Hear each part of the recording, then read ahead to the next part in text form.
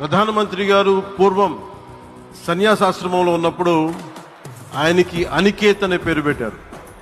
అనికేత్ అంటే అర్థం పరమశివుడు, ఇల్లు లేనివాడని.